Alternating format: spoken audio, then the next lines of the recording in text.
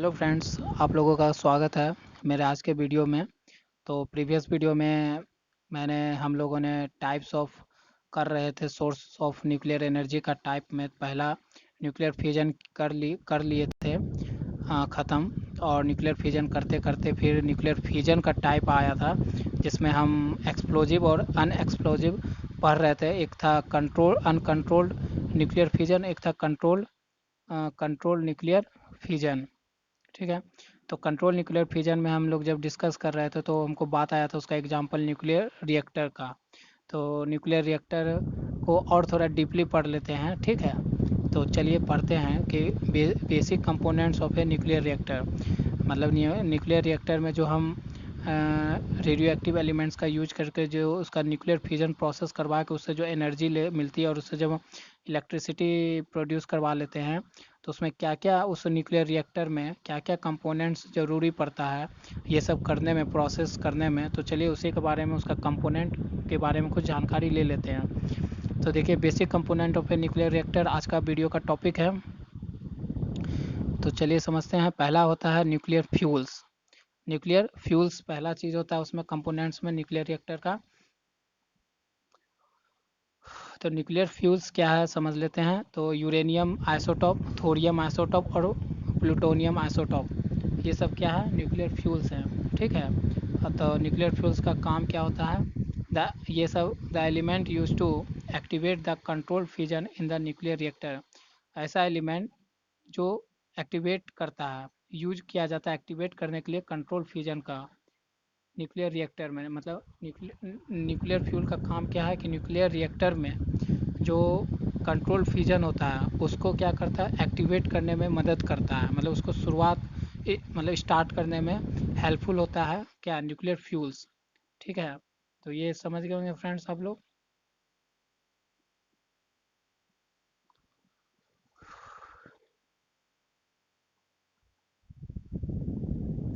अब आइए, दूसरा कंपोनेंट है मॉडरेटर्स।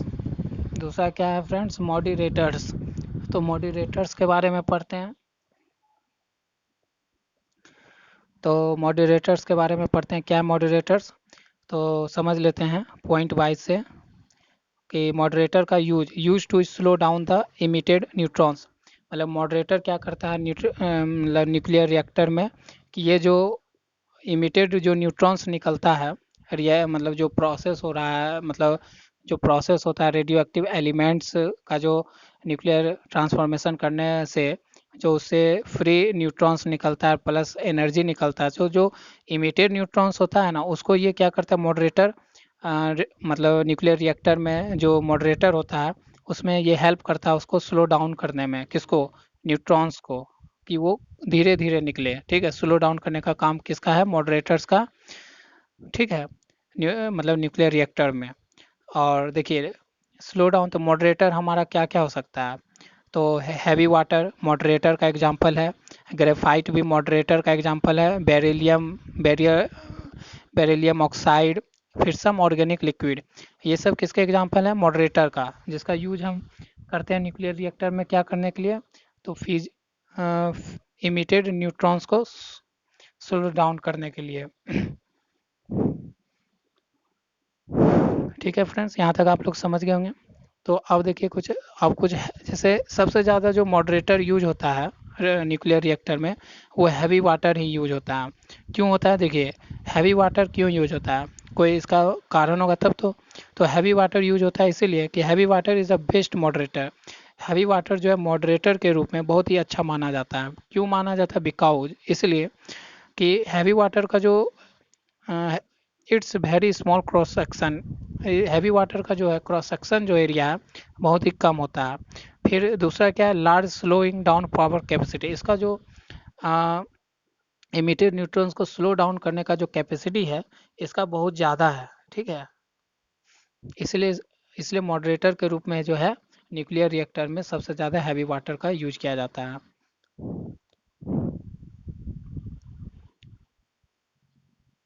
और हैवी वाटर का आगे जब आप मेरा पूरा केमिस्ट्री पढ़ोगे तो हैवी वाटर मैं डील करूँगा आगे चल के। लेकिन अभी हैवी वाटर किससे बनता है, हैवी वाटर ड्यूटेरियम से बनता है, मतलब हीलियम का जब हीलियम और हीलियम नहीं, जब हाइड्रोजन, जब क्या करता है कि जब हाइड्रोजन इससे मिल जाता है, जब हाइड्रोजन में प्रोटॉन प्लस न्यूट्रॉन आया था, ड्यूटेरियम बना था ना, तो हाइड्रोजन का ही रूप था ड्यूटेरियम। तो ड्यूटेरियम क्या है, उसका आइसोटोप है, हाइड्रोजन का सेकेंड आइसोटोप। तो वही जो ड्यूटेरियम होता है, जब वो ऑक्सीजन से मिलता है ना, ऑक्सीजन से जब वो रिएक्ट करता है तो हैवी वाटर का फॉर्मेशन करता है। अभी इतना ही रहने दीजिए, आगे हम लोग अच्छे से डील करेंगे हैवी वाटर पे, जब हम वाटर पढ़ेंगे, वाटर चैप्टर केमिस्ट्री में। ठीक है फ्रेंड्स, अभी यहाँ यही समझिए कि हैवी वाटर मॉडरेटर के रूप में बहुत अच्छे से यूज किया जाता है, क्योंकि इसका जो दो कारण है, बहुत अच्छा है कि इसका क्रॉस सेक्शन एरिया बहुत ही कम है, और दूसरा है कि इसका जो स्लो डाउन कैपेसिटी है वो भी बहुत अच्छा है हैवी वाटर का। इसलिए चलिए आप पढ़ते हैं कूलेंट। कूलेंट क्या है? तीसरा कंपोनेंट है न्यूक्लियर रिएक्टर का। कूलेंट समझते हैं क्या है? कि कूलेंट का काम यही है न्यूक्लियर रिएक्टर में कि remove the tremendous heat develop in the reactor core. जो रिएक्टर कोर में जो ऊर्जा, मतलब हीट एनर्जी जो है, हीट जो गर्म हो जाता है, मतलब हीट जो डेवलप हो जाता है न्यूक्लियर मतलब रिएक्टर कोर में, तो उसको क्या करता है कूलेंट, उसको रिमूव करने में, उसको बाहर निकालने में मदद करता है। ठीक है, हीट को जो रिएक्टर कोर में मतलब डेवलप हो जाता है। तो कैसे निकालते हैं आइए समझते हैं कि coolant transfer heat to the secondary thermal system of the reactor. Coolant क्या करता है निकालने के प्रोसेस में, कि कूलेंट यही करता है कि जो हीट डेवलप हो जाता है रिएक्टर कोर में, उसको क्या करता है कलेक्ट करके उसको ट्रांसफ़र कर देता है दूसरे जगह, सेकेंडरी मतलब दूसरे जगह जहाँ पर और थर्मल सिस्टम बना हुआ है, वहाँ पर उसको उस हीट को लेकर ट्रांसफ़र कर देता है। ठीक है, रिएक्टर का। ठीक है फ्रेंड्स, तो चलिए कूलेंट के रूप में क्या यूज कर सकते हैं जो हीट को एक जगह से दूसरे जगह ले चला जाता है। तो कूलेंट के लिए हम यूज करते हैं वाटर का, स्टीम का, हीलियम का, CO2 का, कार्बन डाइऑक्साइड का, एयर का, मोल्टेन मेटल्स का, ETC use as coolant. Coolant के रूप में यूज करते हैं, जो क्या करता है कि रिएक्टर कोर में जो हीट डेवलप हो जाता है उसको कलेक्ट करके उसको क्या करता है दूसरे जगह भेज देता है, रिएक्टर के दूसरे जगह कहाँ पर भेज देता है, थर्मल सिस्टम में। ठीक है फ्रेंड्स, तो ये कूलेंट काम करता है। चलिए चौथा कंपोनेंट पढ़ लेते हैं फ्रेंड्स। न्यूक्लियर रिएक्टर का चौथा कंपोनेंट पढ़ते हैं क्या है। तो आइए समझते हैं कि चौथा है कंपोनेंट है कंट्रोल रॉड्स। कंट्रोल रॉड्स को समझते हैं। To start and stop a fusion reaction.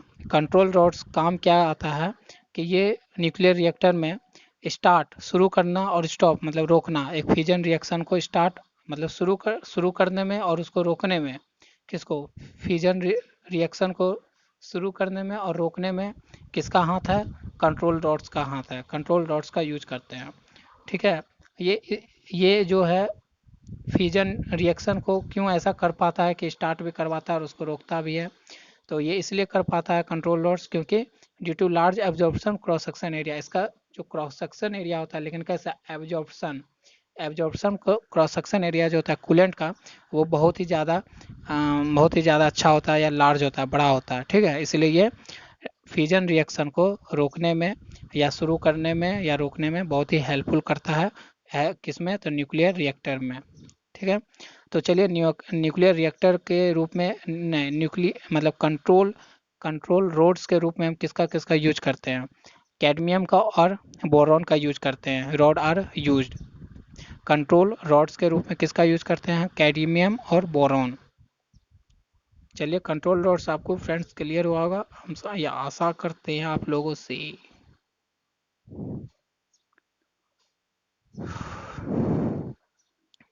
चलिए कुछ पॉइंट और था, दे एब्जॉर्ब द, जो कंट्रोल्ड रॉड्स होते हैं वो क्या करते हैं कि एब्जॉर्ब कर लेते हैं, अपने में शोषित कर लेते हैं, अवशोषित कर लेते हैं, शोषण कर लेते हैं किसका, they absorb the neutrons and chain reaction ceases. जो न्यूट्रॉन्स और जो चेन रिएक्शन होता है उसको ये क्या करते हैं कंट्रोल रॉड्स एब्जॉर्ब कर लेते हैं अपने आप में। ठीक है, और कंट्रोल रॉड्स का एग्जाम्पल क्या था, कैडमियम और बोरॉन। चलिए पांचवा कंपोनेंट पढ़ लेते हैं न्यूक्लियर रिएक्टर का क्या है जानते हैं, कि रेडिएशन प्रोटेक्टिव अरेंजमेंट, मतलब रेडिएशन प्रोटेक्टिव अरेंजमेंट है पांचवा कंपोनेंट ऑफ किसका, न्यूक्लियर रिएक्टर्स का। तो चलिए इसको मैं शॉर्ट में समझा देता हूँ, नाम से भी आपको बहुत क्लियर हो गया होगा कि रेडिएशन प्रोटेक्टिव अरेंजमेंट बोला जा रहा है। क्या बोला जा रहा है? रेडिएशन प्रोटेक्टिव अरेंजमेंट, मतलब जो रेडिएशन आप देखिए न्यूक्लियर एलिमेंट्स का या रेडियो एक्टिव एलिमेंट्स का यूज कर रहे हैं, तो इतने बात तो सबको पता है कि जो रेडियो एक्टिव एलिमेंट्स होता है जब उसका कुछ भी ट्रांसफॉर्मेशन या उससे हम जब उससे रिएक्शन करवाते हैं तो क्या होता है कि उससे रेडिएशन निकलता है। तो उसी रेडिएशन से पांचवा कंपोनेंट है कि रेडिएशन प्रोटेक्टिव अरेंजमेंट भी किया जाता है किसमें, न्यूक्लियर रिएक्टर में। ये किस तरह का होता है तो देखिए, इन द न्यूक्लियर रिएक्टर में क्या होता है, जनरेट होता है क्या, गामा रेज और न्यूट्रॉन्स जनरेट होता है न्यूक्लियर रिएक्टर में। जो क्या होता है, pose danger to the worker, जो वहाँ पर वर्कर्स काम करते हैं न्यूक्लियर रिएक्टर में, तो वहाँ क्या होता है उसके लिए ये गामा रेज और न्यूट्रॉन्स जो निकलते हैं, तो वो क्या करते हैं, बहुत ही उसके लिए वर्कर्स के लिए बहुत ही हानिकारक होते हैं। तो वहाँ के वर्कर्स को इस गामा रेज और न्यूट्रॉन्स के प्रभाव से बचाने के लिए एक अरेंजमेंट किया जाता है, जो कंपोनेंट के तौर पे हम पढ़ लेते हैं कि thick sealed in the form of a concrete wall lined with lead. एक जो है थिक मतलब मोटा सील्ड टाइप का कंक्रीट वॉल के रूप में बनाया जाता है, ठीक है। लेकिन उसमें क्या होता है, लाइंड होता है, साथ में एक लाइन इंक्लूड कर लीजिए कि लाइंड विथ लीड। वो लीड क्या है, एक एलिमेंट है, तो लीड का लाइंड के साथ ऐसा एक कंक्रीट वॉल बनाया जाता है, थिक कंक्रीट वॉल, जो क्या करता है वहाँ का जो न्यूक्लियर रिएक्टर से जो गामा रेज निकलते हैं या न्यूट्रॉन्स निकलते हैं, उनका बहुत कम प्रभाव पड़ता है किस पे, वहाँ के वर्कर्स जो काम करते हैं न्यूक्लियर रिएक्टर में, ठीक है। तो ये भी एक कंपोनेंट्स के तौर पे हम इसमें पढ़ लिए। बचाव, आप देखिए इंडिया में जो कुछ आउटरी जानकारी है कि इंडिया में कि इंडिया में जो न्यूक्लियर रिएक्टर है कब बिल्ड कब शुरुआत हुआ था न्यूक्लियर रिएक्टर का इंडिया में, तो ये शुरुआत था 1956 ईस्वी में। पहला जो न्यूक्लियर रिएक्टर इंडिया में बना था वो कब बना था, 1956 ईस्वी में। देखिए बना था, कहाँ पर बना था, ट्रोम्बे में बना था। कहाँ पर बना था पहला न्यूक्लियर रिएक्टर इंडिया का, ट्रोम्बे में। वो किस तरह का था, ट्रोम्बे में बना था, तो वो किस तरह का था देखिए, it is a swimming pool. ये स्विमिंग पूल था, यह एक स्विमिंग पूल था, स्विमिंग पूल रिएक्टर था। यह एक कैसा रिएक्टर था न्यूक्लियर रिएक्टर, तो स्विमिंग पूल टाइप का था, विथ यूरेनियम रॉड्स। किस रॉड का यूज किया गया था यहाँ पर फ्यूल के रूप में, तो यूरेनियम रॉड्स का यूज किया गया था। हैंगिंग इन ए टैंक में जैसे लटका दिया गया था, कंटेनिंग हैवी वाटर, और हैवी वाटर मॉडरेटर का रूप में उसे यूज किया गया था, ठीक है। जो पहला न्यूक्लियर रिएक्टर इंडिया का बना था 1956 में, वो इस तरह का कुछ था, जो ट्रॉम्बे में था, ठीक है। और अदर जो और बना था उसके बाद, वो था सेरस, जेरलिना, पूर्णिमा एंड आर 5 एट ट्रॉम्बे। ये और एक तो पहला शुरुआत जो हुआ था 1956 में हुआ था, जो ट्रॉम्बे में हुआ था, और वो कुछ तरह का स्विमिंग पूल टाइप का दिखता था, जिसमें यूरेनियम न्यूक्लियर फ्यूल्स के रूप में यूज किया गया था, और मॉडरेटर के रूप में हैवी वाटर का यूज किया गया था, और जिसमें न्यूक्लियर जो रेडियो एक्टिव एलिमेंट्स था यूरेनियम को क्या गया था, हैंगिंग टाइप का, मतलब उसको लटका दिया गया था स्विमिंग पूल के ऊपर से। तो ये एक प्रकार है, दिखाया गया इस तरह से वो पहला न्यूक्लियर रिएक्टर था इंडिया का।